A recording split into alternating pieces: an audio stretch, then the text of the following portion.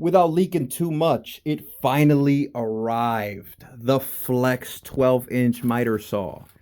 Let me just drop this to the side. I did buy the kit version. Comes with the rapid charger. Comes with the 12 amp hour stacked lithium, the big boy.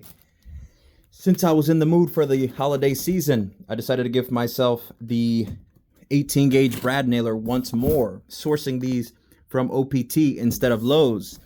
I want to know if the bad quality control is coming from Lowe's or if it's coming from Flex himself. This, you get a free this. That's a 2.5 with a standard fast charger. And with the money I saved because of the sale, I picked up the adapter. We are now a true hybrid miter saw. Unlike the wall, where their solution was just use batteries because plugging them in burns them out. We'll see. Is Flex really what's next? Well, I damn sure hope so.